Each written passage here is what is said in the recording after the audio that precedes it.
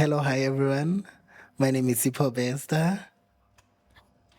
Hello, everybody, and my name is Gracious Pasia Intombi Yamkosa, aka The prettiest psycho. or Chanel. Yeah, welcome back to another episode of Two Cents and a Mine. We're back, and we told you that we're gonna start having guests. So for our first guest, we will have someone that is inspirational, someone that is looked up upon, and yeah, someone that really worked hard to be where they are today. Yeah, so like we said, like he said, today is more on the educational side of things. So, drum roll. And our guest for today is the one and only Timber Killer. Hi, Dogger Teller. Hey guys, how are you? Kile the dog Taylor. Dogger Teller. How are you? I'm good, guys. I'm good. Thank you so much for inviting me. I'm honored and grateful to be here. Thanks for having me. Yes. Oh, we are honored to have you here on our show today. Any day, guys. Any. Thank you. We're gonna ask the questions and you're gonna answer. That's the name of the game. No Straight pressure. into it. No pressure. No foreplay. No foreplay whatsoever. Diving right in. Straight into it. Yeah, that's how I like it. Yeah. So, I'm gonna let the lady go first, gentlemen, as I am. That time I'm not even a lady. Let's go.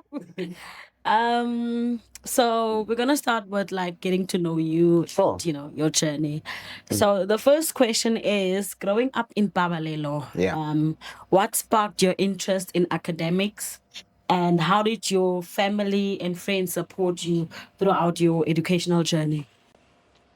Okay. Yo, you're taking me back. Things that happened like 5 years ago, I barely remember. So it's difficult for me to go all the way back. But I think early on, I realized that when I looked around at my peers, that something felt different about me. For me, to be honest, school, I didn't struggle at school at all. School was like, Oh, Yeah, it look was- my way, nah. honestly, school felt to me like a safe space. It felt like a comfortable space for me when I started school initially. I never had any problems and struggled in school. So I kind of looked around and I realized that it's not what everyone's journey is. My journey seemed to be a bit different, and I realized I actually have to lock in and take this seriously because I'm at a position where I'm able to maybe push this a bit further than most people would be able to. So I think that realizing that there's something different about me from an early age, I think is what actually sparked the interest to push it and pursue it a bit further. And then how did my parents, you ask? I think just being supportive in general, because I'm blessed enough to have parents that if I asked them something about a maths question, they actually were able to answer me as well. So they were those parents Yeah. hands on and were able to assist me when I was struggling with school stuff, and also obviously just being an emotional support system and Yeah. being there to give you advice. And also my parents are very strict. I was not allowed to go out and go to parties and be in the same.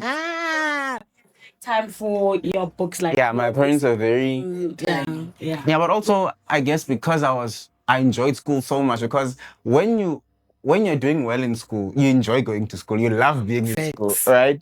So Yeah. for me, I was like, okay, let me do the maths because I know how this thing works. Let me go to the next chapter. You're doing it for fun. Right. Let me go to the next chapter and like try and learn that. So I actually was interested in spending my time doing my schoolwork rather than doing anything else. So I think them just creating an environment that allowed me to kind of, nurture that side of myself. I think that's the support that they gave me, for sure. Okay. Powerful. I'm gonna be so deep about this. So because I am very emotional. Don't cry. I'm Don't playing. cry, so please don't cry. It's not the I'm time. joking. I'm joking. I'm joking. I'm joking. Also, do the viewers know that you and I are cousins? Do they know that? Do you know that? Did you tell them that we are actually? I'm sure they can see that we kind of look Yeah. alike. But You guys feel like The kid is out of the bag. Yeah, and it's out of the bag. I guess it's a family reunion because we are all related in some type of way. So yeah, yeah. But yeah, let's go on to the next question. The next question is, you were always at the top of your class in school. What strategies did you use to stay focused and motivated? And I think part of the question was answered in Yeah. the answer that you just gave for the first one. Yeah. But yeah, let's hear. Staying focused. Like I said, kind of it's a self-fulfilling prophecy in a way, because the more you do well, like the more Yeah. it encourages you to kind of focus and lock in. For me, if I didn't get a good mark for some, well, not a good mark, if it wasn't great, I'm always like, you can do better here. Yeah, I'm not happy here. What is this 96? What is this 85? I can do better. You can do better. Come on. And so that would motivate me to be like, you know what, Louis, lock in, but you can better, but you can do better here. And then that would encourage me to actually put in some more work. Because I remember some of these subjects, I remember in the beginning when we were doing physics, I had never even heard of physics before. And then, hey, it was tough. Hey, it was tough in the beginning. If you know, you know. If you know, you know. Triggering. The ones you know. God will know. So I was like, what is this subject? What is this? And I didn't really understand it in the beginning. But then the more you do it, and then I was like, Mara, I can't be a level 7, 8, 18, what's happening? Come on. Then I was like, okay, it can't be that hard. And I kept pushing, and it made me, be a bit more serious and really focus on it. Yeah. So, yeah, I think just the more it's like a positive reinforcement. The more you do well, that pushes you to study more and want to maintain that. So I think, yeah, that kind of kept me focused, is the results I was getting, which I guess it won't be the same for everyone, but I think for me personally, that's kind of how I looked at it. Yeah. Okay. You can read them. Okay. The third question that we noted down says, can you take us through your educational journey from Paballelo to becoming a doctor? What were some of the key milestones and turning points? Hey, the English there. The English there. Okay, my educational journey. Yeah, I guess primary school, I went to Lukanyiso Primary School here. After that, I went to Paballelo High School. Funny story, I actually cried when I found out I had to go to Paballelo High School. Literally, I cried. What was your dream school? You wanted to go to I wanted to go to Upington High. Yeah. I wanted to go to Upington High. But I know. Everybody wanted to go there. I think maybe, bro, yeah. Even me, I bro, wanted to go I was there. like, oh, I must go to Paballelo High School. No. And nothing's ever gonna come from me going to Paballelo High School. That was the preconceived ideas we had before I actually went to the school. And I think, and I think around your time it was still Yizo. Yeah, it was known as I was also scared to go there because it's Yizo, the return Baba at school. So I was like, oh my God, when I get there, I'm gonna start being a rascal and not attend classes, what. So I was like, So I wanted to force my parents to be like, I want to go to Abingdon High. I deserve to go to Abingdon High. Voila.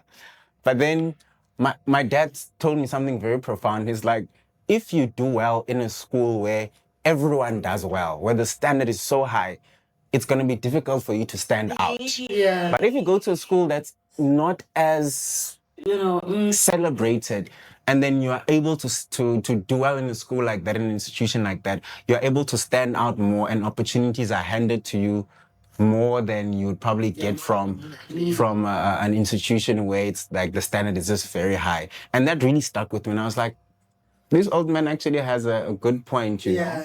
So then I ended up going to Paballelo High School, and honestly, I had the best time at Paballelo High School. And all those crazy ideas that I had about the school, some of them which were true, but fair, it was definitely Paballelo High School. But I think it was exactly what I needed to be for me to become the person. Oh, Sana, we're gonna cut that out, by the way. To become the person, it was exactly what I needed for me to be able to be the person that I am today. So, yeah. Then I did exactly. Then I did my 5 years there, I guess, of high school at Paballelo High School. Matriculated there In record time. in record time. It makes it sound like not a lot of people make it in record time, but I hear you. It's difficult. He says it's not easy. Fair now. To come out. That's the problem. Fair. Yeah, and then after that, I went to study medicine at Wits University. So I went there, studied for 6 years, 6 very long years at Wits. And yeah, ultimately, I graduated with a degree in medicine. And then, yeah, I started working as a medical doctor in 2023. And I've been working as a doctor ever since then. So, yeah. What was the question? The second question again, besides my journey? Focused and motivated, I think. Nope. Oh, sorry. Well, that was the first question, eh? Yeah. It was what strategies did you? Okay, so what were some of the key milestones and turning points in your educational journey? Yeah, I think for me it was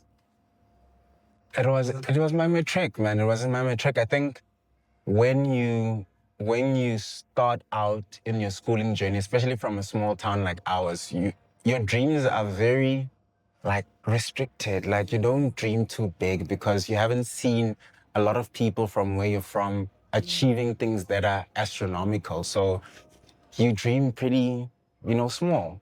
So I think my turning point was when I was in like your grade 11s and grade 10s, and I started realizing that actually I can actually do something big with these results. I can actually push. Yeah. So I think it was the first turning point was definitely getting the results I got in matric, and then realizing that actually opened doors for me to do whatever I wanted to do. So I think firstly it was my matric results. That was the first, I think, turning point for me, big one. Can you share your results with us? Hey, man. Hey, man. If you don't mind. No, sure. I got 5 distinctions in matric. Yeah, out of the 7 subjects that I did. And the rest of them were also level 6s, which were pretty close to 80% as well. Yeah. My average was about, I think, an 87, I think, altogether. Some of us could only dream. Which I mean, I feel like a lot of people can if they're in the right environment. Sometimes it's not only about your potential as a person, but also the environment that you find yourself in, the school that you have, the teachers, that all those things I think play a role in ultimately the results that you do end up getting. So I wasn't on an island by myself and just magically got 5 distinctions. It was a concerted effort from a lot of people. So shout out to everyone that contributed to that. But yeah. Did your big one. They did their big one there. A huge one. So that was I think my first big turning point. And then yeah, I think graduating. Because there by Wits. The edge. So I think I would also think you would say that getting accepted into Wits. Yeah, definitely. Yeah. Sorry, yes. Getting accepted. Because what a lot of people don't actually know, which I think is an important thing, is your grade 11 results can actually hinder you from getting into varsity. Because a lot of the times, when you're applying for spots in varsity, they want your grade 11 results. And some of us, you're like, it's grade 11, I'm not taking it seriously now. Go next year. Then you get rejected ka your grade 11 results. You want to reapply ka grade 12 and they're like, we already rejected you. So, so one advice would definitely be to take grade 11 seriously because that actually might be slightly a bit more important than matric if you're being honest, because that is what they actually look at to give you like provisional acceptance into a lot of these things. So, yeah, we were still on the dream before the big dream. Yeah. So it's a bit convoluted, it's a bit complicated because from a young age, I wanted to be a doctor. Honestly, that is what I wanted to be when I was young. And whenever people would ask me, what did you want to do when you grow up and whatever, I always said I wanted to be a doctor because I think I saw that question coming up. We'll speak about what kind of,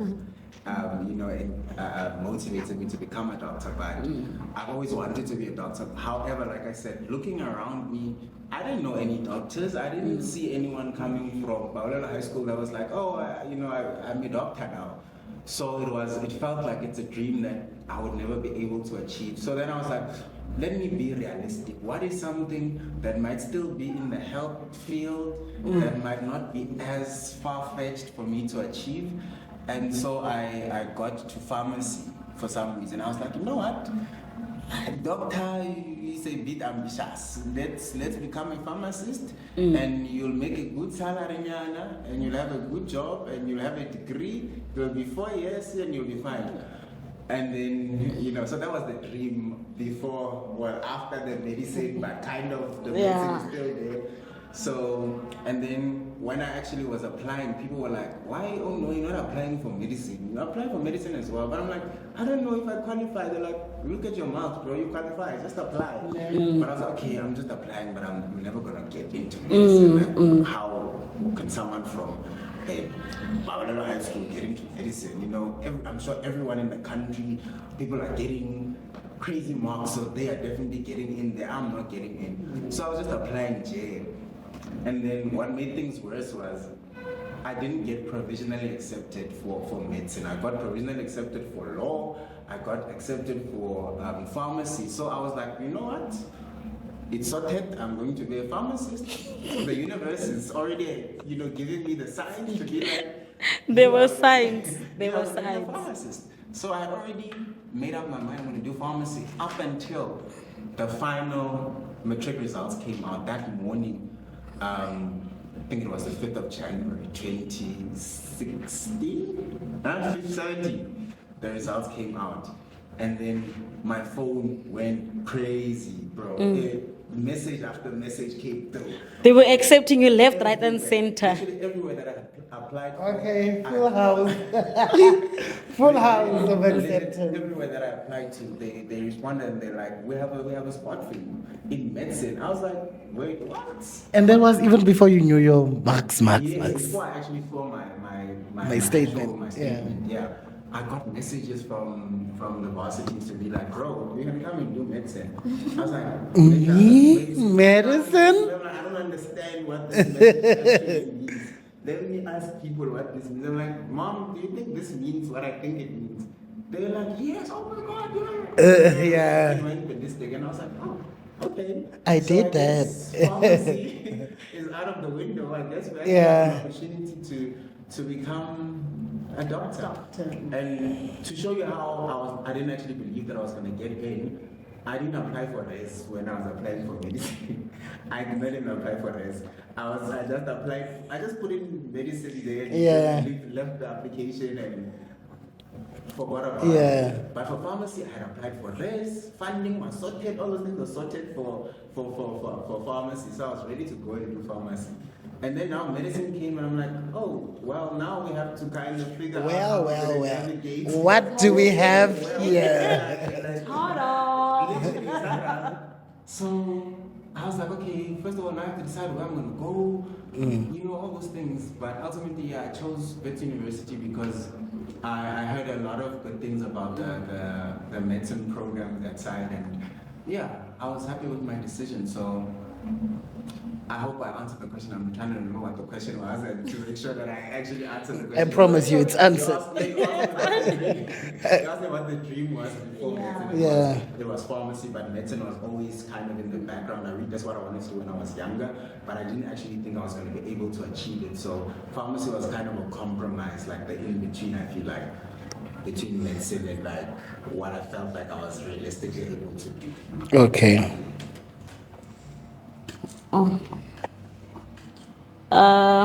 So, how did your high school, like Paballelo High School, contribute to your academic success, and what role did your teachers play in shaping your future? Interesting question. Oh, sorry. That's an interesting question. I think looking back, they really pushed me because I think, like I mentioned, especially when you get to high school, there's a lot of other things that happen besides, school. You're in your teenage years now, you start figuring out Adolescence.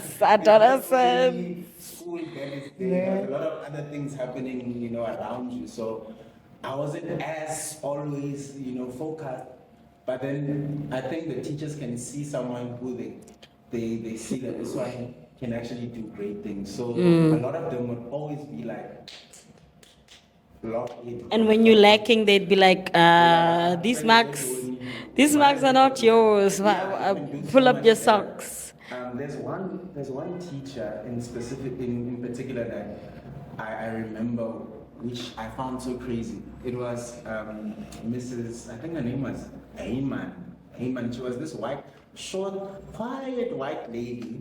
I think she was teaching us English. No? Over? For us, she taught us math. Is it English? 10, I think. Grade 11. I don't know, something. I think it was great. For me, it was in grade 9. And I think she also taught CAT, computer at some point. But she sounds very familiar. I know her. Iman, something like that. This short white lady, she was very instrumental. So she would be.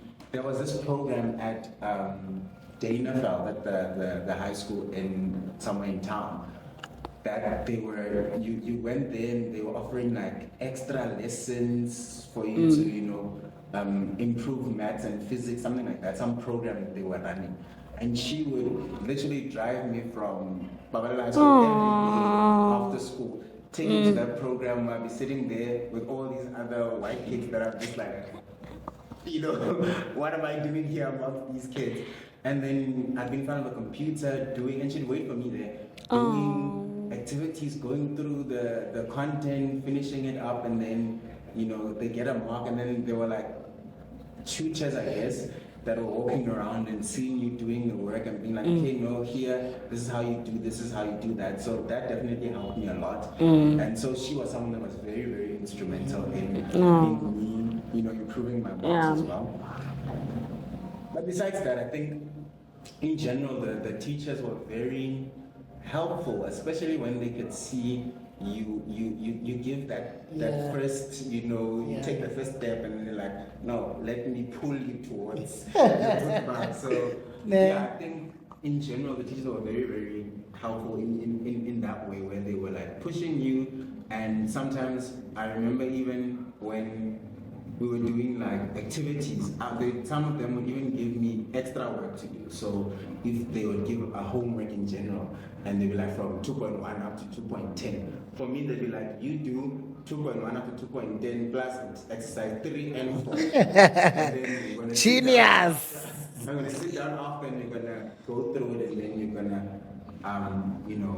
we're going to discuss the questions and stuff like that. And things like that they really motivated me. So honestly, I don't have a lot of bad things to say about my schooling experience at Paballelo High School. I think it was very instrumental in me being in the position I am in today. So shout out to Paballelo High School. Yeah, you did your big one. Your big one. And with everything that you've mentioned, the question that I'm asking now, I feel like everyone wants to know, how did you handle the pressure of always being a top achiever? And now that you, okay, let me not make it specifically about matric, but you know what pressure comes with being in matric. You were always a top achiever, and now you are here faced with this once in a lifetime opportunity to better your life. How did you handle the pressure back then, and what self-care practices did you prioritize? Let me think if I want to give the PC answer or the. No, but I'm kidding. I think it's about having a good circle of friends around you. It's Very important. very important.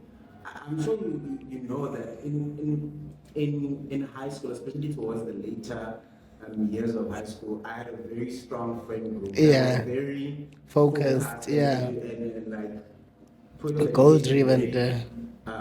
prioritize education for sure. So I think that was something that's very important. The people you surround yourself with. So I think that's something I'd say really helped me deal with the pressure, because we were all there encouraging each other to be like, bro, no, let's do this. Let's go out and let's do past papers together. Let's lock in. So yeah, I think having that friend group that you're able to de-stress with, which is also very important. De-stressing also helps deal with the pressure. Not just books. Yeah. You don't crash out. Yeah, you crash out. Trust me, we've crashed out for us. Thereby it's that edge. Yo. It takes you to the edge, Right.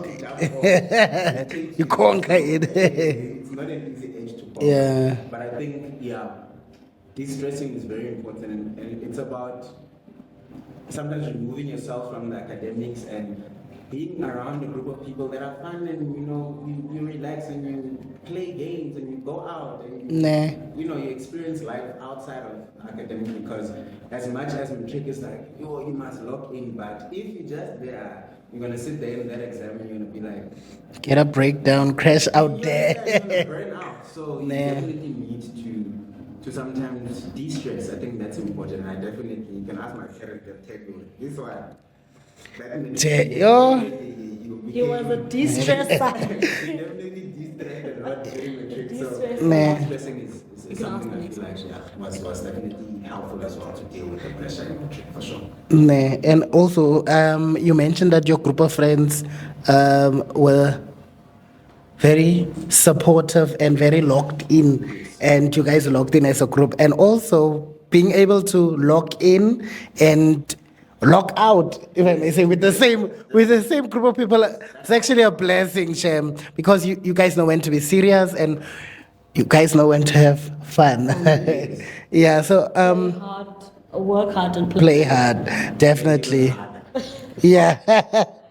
Yes, the next question is, what role has mentorship played in your journey, and who have been the most influential people in your life? I think you've mentioned one of them, the teacher that took you to the classes and stuff like that. I think, I know it's probably cliche to say, but honestly, my dad is probably the most influential person to me in terms of my journey throughout, just as a human being. And my father, honestly, I don't really have like role models that I'm like, I would look at this person and be like, when I grow up, I want to be like you. I want to follow in your footsteps. I never really had someone like that. But I think my dad was that person for me. My father, one of the most hardworking people I know. And that definitely shaped my character as the person that I am now. And it gave me the work ethic that I have now. Seeing my father being someone that's able to, pull a rabbit out of a hat now. So that was institution at its best. Love that man down. So I think that's someone that I really looked up to, and I'd say was very monumental in shaping the man that I am today. So I think mentorship, yes, my father definitely. Gentle parenting, he was just an outstanding man. I think that's probably my one person that I'm like, this one I definitely modeled my life after, my father for sure. And another person, honorable mention, is my sister. My sister, who, I don't know if a lot of you probably don't know her, but the honorable deputy minister in the president. she's my father's firstborn child. So we didn't. So really actually, grow your father has the brains, ne? up. Our family, that's the best guy, he knows. Oh, sorry.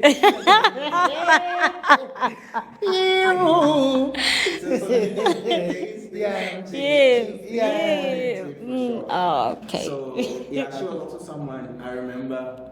I didn't really know a lot because you know how black families are.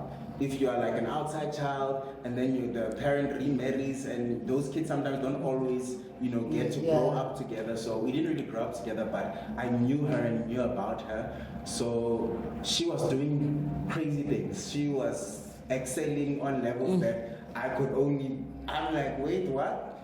I remember she was in the debating squad in school, and she was like known for being like that, like top debater in school. So when I got to high school, the first thing I did was sign up for debate. First thing I did was sign up for debate because I'm like, this girl actually. And then she was someone that went to varsity as well. She went to Rhodes University. She was studying journalism when I was still in school. I was like, okay, so it's possible for people to go to varsity. Yeah.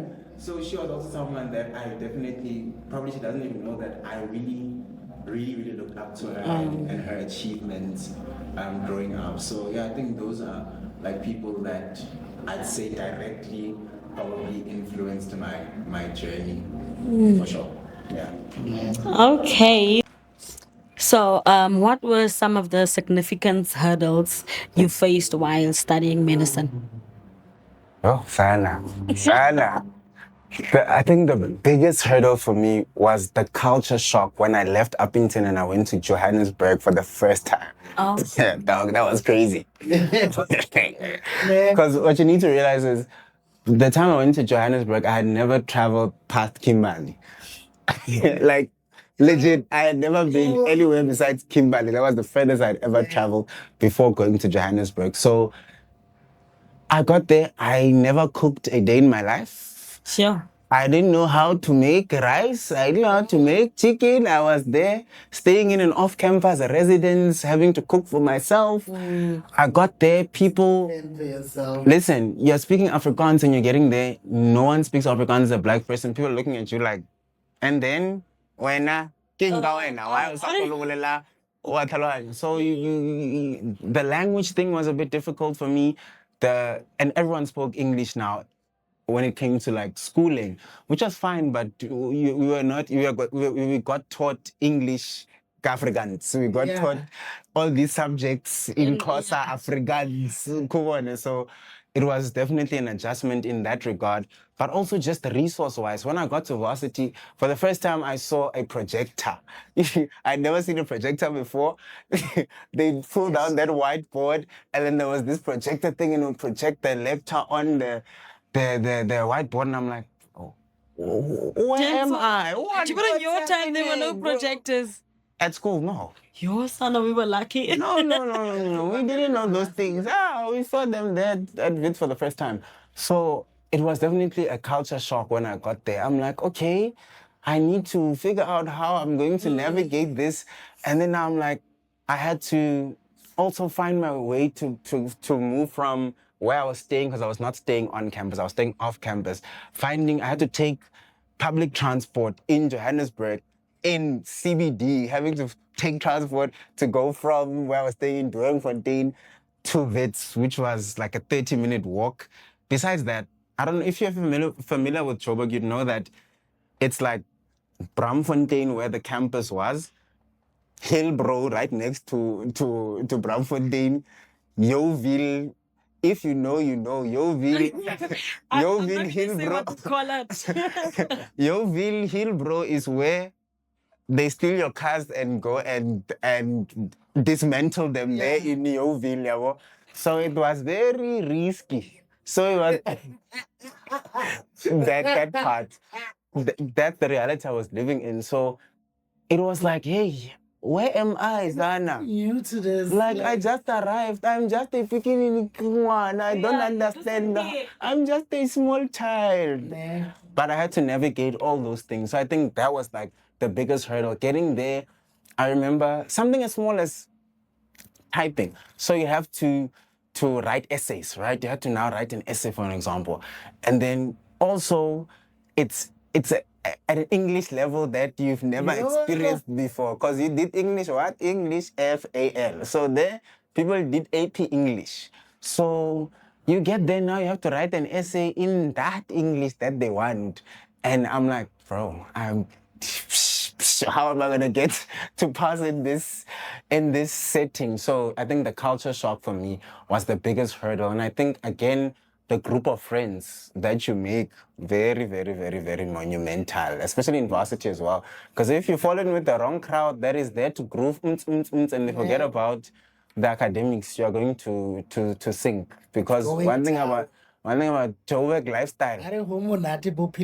Oh. Just know. It's going down. It's going down. You are going down. And that's literally the Joburg experience. Joburg is so much fun. That's why even now I'm like, yo, okay, I can go back to Joburg. No sense, no because it's so much fun, man. The lifestyle is very nice.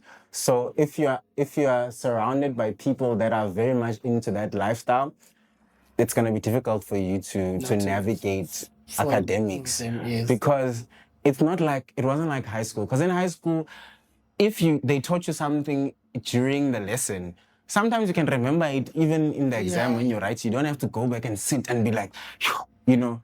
In varsity, they don't play that game, Sarah. There, you need to go and study. If you don't study, you're going to fail. There's no luck. Going to fail. No luck. Unfortunately, you are going to fail. And the system, I think, in general, the varsity system, especially as a black person coming from like a quintile 1 disadvantaged, under-resourced school, it works against you. It automatically works and you're at a disadvantage. You're starting from a -10 because you already you don't know how to type. You've never seen a projector. You don't know how to use Sakai. Sakai is like the data, what is it called?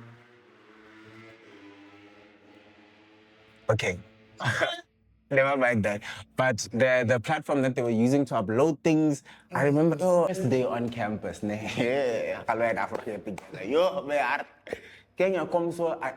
Me speaking Afrikaans, I got into the lab, doing biology labs. Yeah. On certain floor, we're sitting in like different sections, right? There are like maybe 6 chairs like this.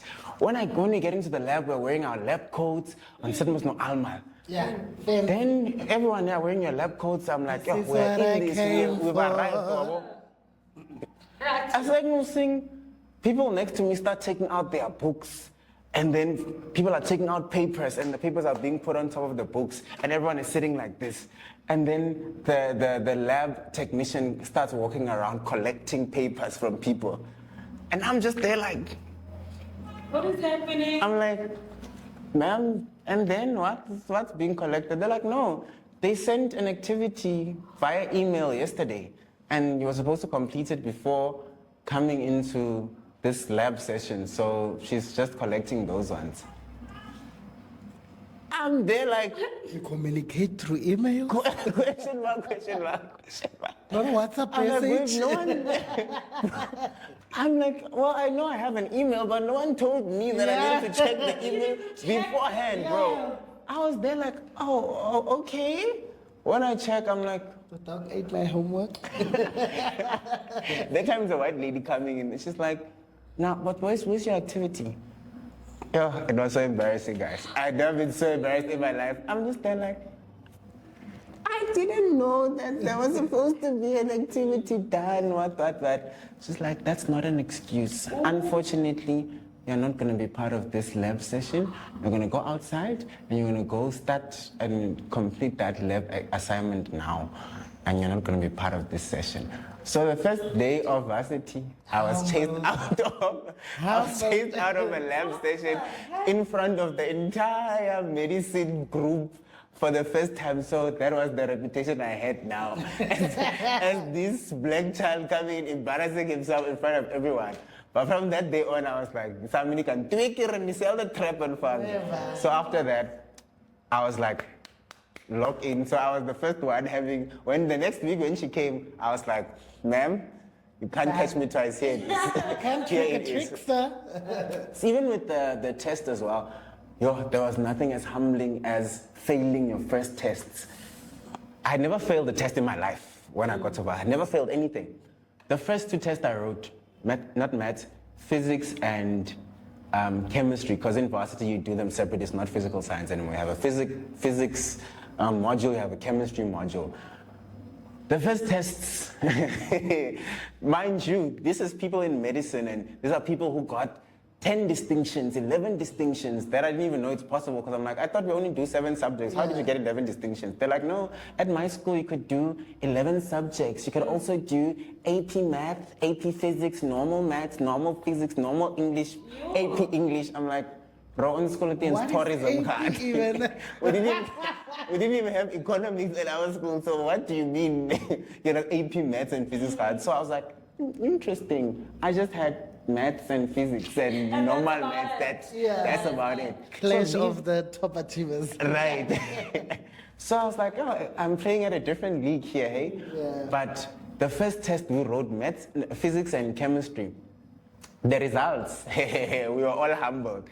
30%, 40%, 31, 20 something, 15%. I remember the physics I got like 41%, and then the chemistry I got like 38%.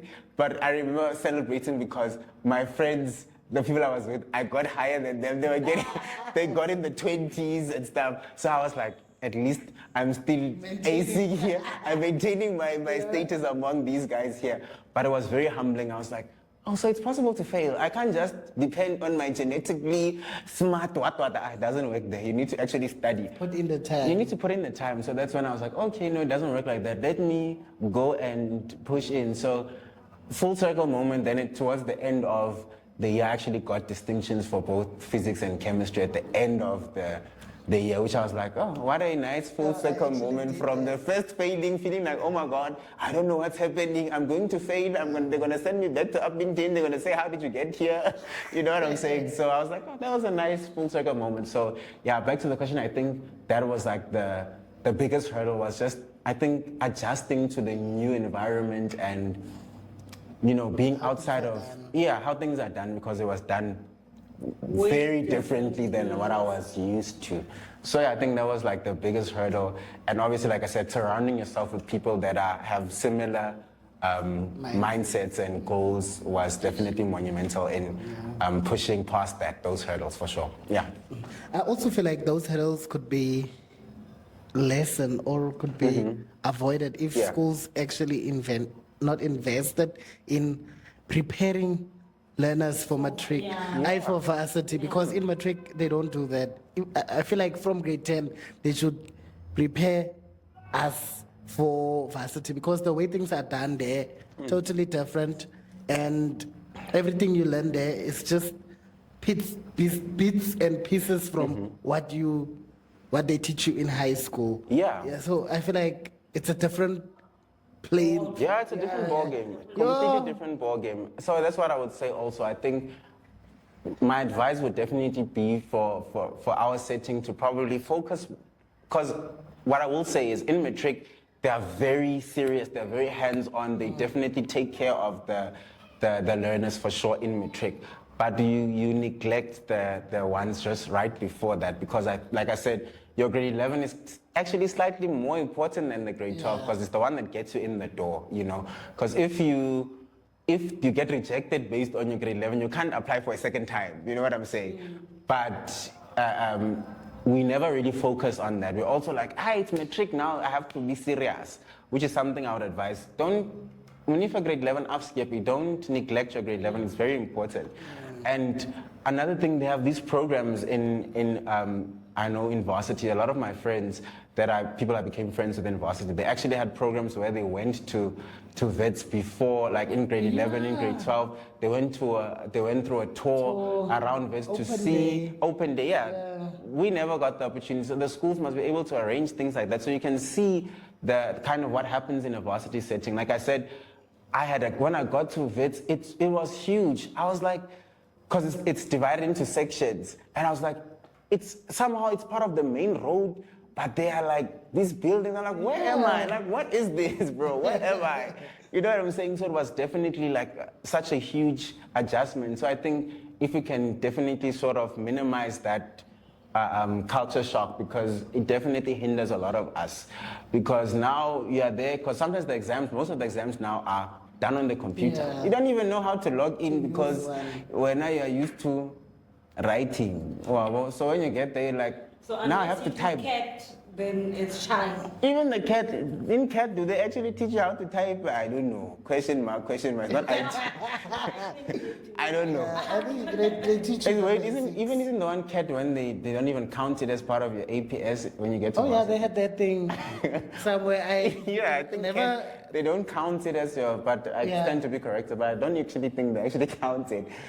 But yeah, I think, definitely that I think they can If you'll do. be able to like log into the computer, it's gonna help. Yeah, fair.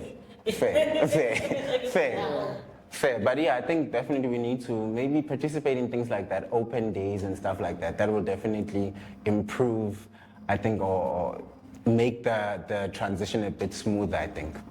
Yeah. Yeah. As we go into our final thoughts. Oh wow, that was quick. Yeah. Yeah. It was not quick. Yeah. It was not quick. Caps. Yeah. Oh yeah, guys, we are from Uppington and we are experiencing a heat wave. Oh. So you guys are lucky our brain cells are not fried Sana. yet. Feel the heat. Yo, You know when we you are said feel the feeling heat? it. Feel the heat. We are definitely feeling the heat. It's the same thing. Yeah. So And we also don't have water, by the way. There's no water. We don't have Water water. shedding, it's a heat wave. it's Does it cool make sense? sharing. It's 40 So- degrees, we don't have water. It does not make sense. So But you guys are so lucky for having us sit here and just do this, you guys. So you better do your big one. please do in your this big one, episode. guys. Yeah. Do your big one, Sana. Please. Okay, yeah. Anyways, the question that I want to ask you on our final thoughts are, is, so, oh, what was that? Who was that? It's not your mother. Keep in mind. What are your goals for the next 5 to 10 years, both personally and professionally? This is my moment. Tens. No time to shy. What are my personal goals? I think for me now, I'm definitely looking into specializing for sure. And I'd like to do plastic surgery actually, which I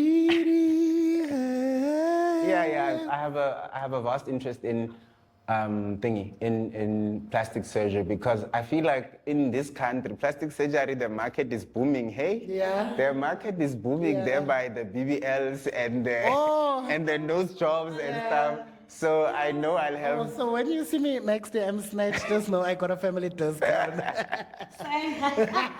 Look it. The girls are about to eat.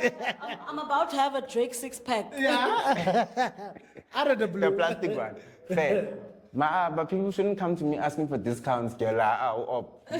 I'm starting a business. No, you guys, sure, we are fine. You guys are sorted. I want to be your guinea pig. Fair. Yeah, so you're gonna start with us. Start with him, then me. You want to see how it looks first before? Nah, don't worry, I'll be good. I can't tell you. I'm gonna try and make sure not to do those BBLs that I've been seeing on TikTok. Where it's just the here, but here it. But anyway, let's not get too much. Let's not bash me. I don't want to trend. It's fine. Your BBLs are cute, guys. Some of the ones that I saw, but they were not there. It's fine. But yeah, I think that's definitely what I'm looking into. Would be specializing and getting into plastic surgery within the next 5 years, because the specialty is actually a 5-year specialty. So you have to, train for 5 more years before you become a specialist. So I think that's what I'm going to be looking towards doing professionally. And then personally, I think it would be about settling down, finding a place, because I feel like my career is one of the ones that forces you to kind of move around a lot, because you get placed. For example, after I finished after I graduated, they placed you for your internship, which was 2 years. So I got placed in Pretoria. So from Johannesburg, I worked in Pretoria for 2 years. After that, I had to do community service in Limpopo, which was like, it's crazy. So then I had to uproot my entire life from Pretoria all the way to Limpopo. Because you did it when you were after your degree, and then again. After comes of here, I am have to uproot my life, come back home. 3 times, damn it. Once, You see, once, not twice. 3 times. 3 times. So I'm excited to finally get to a position where I get to choose now to be like, okay, I want to work here and stay here and build a life here, because where I was working, I couldn't be like, okay, I want to settle down here. I want to get a place here, because I know it's 2 years, but then I have to move again. It's 1 year, then I know I have to find another place to stay. So now it's finally about, I think, just settling down, finding a place to settle down, starting a family, because it's also something I was avoiding, because I'm like, all this moving around, and now I have a family to kind of, look after. It'd be a bit difficult. So and then it's long distance. Exactly, which we can also have a whole podcast just on the dynamics of long distance relationships. Yeah. Trust me, we've been through a few, and we know those they. don't Anyway, really let's not digress. Let's stick to what we came here to discuss. But yeah, I think it's about just settling down personally, and then navigating through finding my way into plastic surgery professionally. I think that's what my next 5 years look like for me. Yeah. Okay, those sound like a wonderful 5 years. Like Hey, wonderful God willing. 5 years. Like, God willing, yes, Sarah. God, God willing. Straight from you, mouth to God. Yes. Amen. Amen. So, what do you hope listeners take away from your story, and how can they apply it to their own lives? What can people take away from? Like I was saying, I feel like the idea that anything is possible, man. Like I said, for me, I had the dream of being a doctor, but because I didn't see a lot of doctors, I didn't know any doctors from where. But to be fair, they are. It's just I didn't know that they existed. So I think I want people to take away is that it's possible, man. Whatever you set your mind to, you can achieve it. You can achieve it. So who would have thought that someone from a place like us, like ours, could one day sit here and speak about being a doctor, It's something that seems far-fetched, but here we are, we've achieved it. And I think more and more people are showing us that it's possible to do more, to achieve more. A lot of us now, I'm seeing a lot of kids are going to varsity. Even the thought of going to varsity back then was like, it was a taboo. I didn't know about that. Like it wasn't part of the dream per se, because you didn't actually know what happens in a varsity. But now you have access to people like us that have been through the journey, that know kind of how to navigate those spaces. So, people should use us in those aspects as well. So my takeaway would be like, anything is possible. Don't let your circumstances be what holds you back, because we came from Paballelo Lokasio, just like everyone else is here, and we were able to reach the heights that we're able to reach. So I think my takeaway would be, you can achieve anything you set your mind to, and don't let your circumstances hold you back. You are the engineer of your own life. Literally, you can curate the life you want. Engineering. Yeah. Oh, Lungelo, my F. But yeah, you are the engineer of your own life. Like, and also, what is his name? I don't know. I think he was like and I think it was still the Cuba program. Yeah. Around his time, it was Dr. Jetune, Yes. And he's from Upington. Yes. He's from Paballelo. Yes. So there was still the Cuba thingy. So. Like it's possible. It's possible. Upington Paballelo child, it is very much possible, because it started with them around those years. Because I do remember that it was still the Cuba program where you were, and then they took you to Cuba to become a doctor, and then you come back. And now he's currently a doctor here at Resort, if I'm not mistaken. Yes, I think he's currently working there. Yeah, he's currently working here. Like, I would say that is like giving back, to serving the people where you're coming from, helping them. Yeah, so it's possible. Yeah, it's possible. Black child. Thank you. We want to thank our guest. Thank you for coming to share. It was a pleasure, guys. I love this. What you know with us, and just showing that Uppington is not just a plus with 40 degrees. It actually has degree holders. Period. Period. Clock it. Clock that one. Clock it. They made it a lot hotter. Yeah, it's all of those degree. We added the degree. Yeah. We are the reason it's so hard. Yeah, so the 40 degrees aren't for nothing. I like that. It's the degree holders. And if you like this episode, just know we have more coming every day, every week. You should tune in. So from me, Sipho Besta, signing out. And it's from your favorite girl, your favorite sweet, sweet little. Yeah, but we also juice. Do you want to juice us? Oh, what a mess. I'm just kidding. It's from your favorite girl, Busisiwe Pasia in Dombi Yamxhosa, aka The prettiest psycho. Period. And we are signing out. Bye.